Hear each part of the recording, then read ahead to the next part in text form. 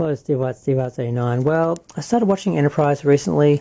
I'm doing a marathon. I'm watching all the Star Trek series in chronological order, and of course that starts with Enterprise.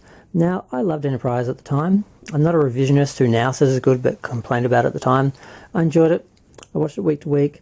We got the first season on video, but that's it. So after that, we had to wait for it to come out on TV week to week and watch it, which is something we hadn't had to do since like the first season of Next Generation.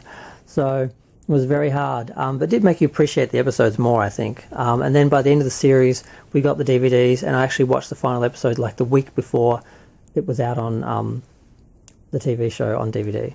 So they did a near complete line of figures, and this is one of the first times I was annoyed by this. They did the same thing with the Star Trek movies, the new JJ movies. They released all the characters but in different uniforms.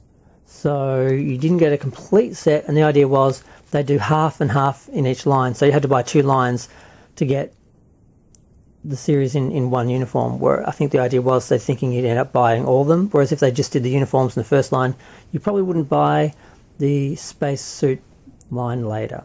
So yeah, we got Archer, Trip, Mayweather, Reed, and T'Pol in their bridge uniforms basically, and we got Phlox and Hershey and, oddly enough, a Trip in the spacesuits. So obviously Phlox had his own costume because he wasn't actually a Starfleet member, so he just had his sort of sickbay like uniform.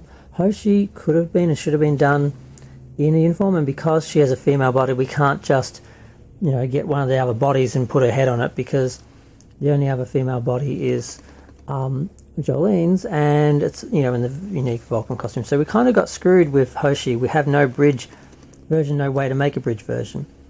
And the Doctor, same problem.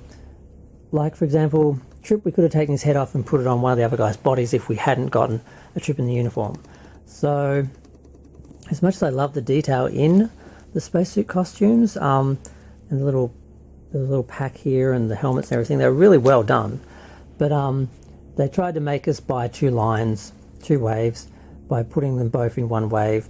And the idea is you'd buy these and then you'd buy those to make sure you had the character in some form, and then they'd release them both, and then you'd buy both and you'd end up having both sets. I think that's a manipulative way, and people don't appreciate that, and some people just don't play that game, and it hurts the sales. So they shouldn't do this. They should just release all of them in costume, bridge costume, and then the second wave would have been the spacesuits. That's what they should have done. And we did also get two villains from Broken Bow. We had the I'm forgetting what they're called now. Oh my god, I've forgotten the name of the race. Oh wait, we got him. They were the big bad of season 1. They're shape-shifting aliens who can just mimic anything and appear invisible. And we also got a Klingon, because the first episode featured a Klingon, and the sculpt of it was really good, the detail was really good, but he was only in one episode.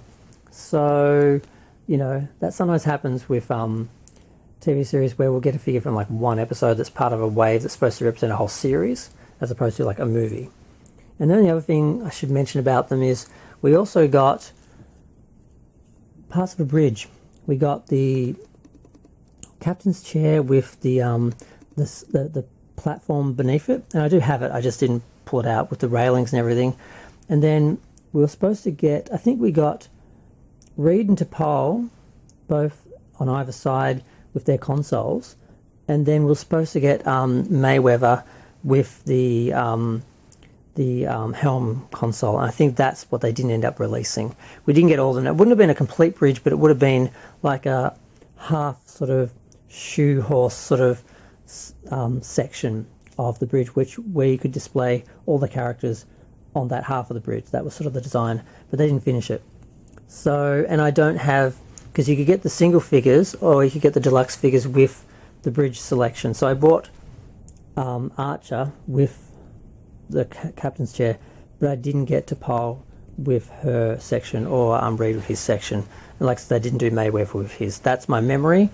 If I'm wrong, feel free to correct me. I'm going on memories from 20 years ago, but I'm going to keep this video to 5 minutes. I really just wanted to revisit these toys because I've been revisiting the series, and I really appreciate that we got these, even though there was this issue with the costumes that left us with, you know, an incomplete set, which hopefully Nacelle will actually fix, which is what they promised to do.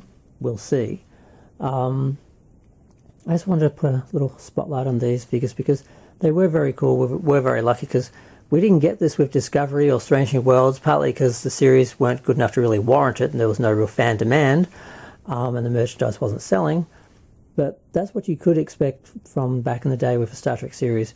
You'd get all the characters and all the accessories and the ships all coming out in a line that you could buy and enjoy, and that's something that we don't get anymore, which is kind of sad. Hopefully we'll get it again with future Star Treks that resemble Star Trek and actually, you know, do well.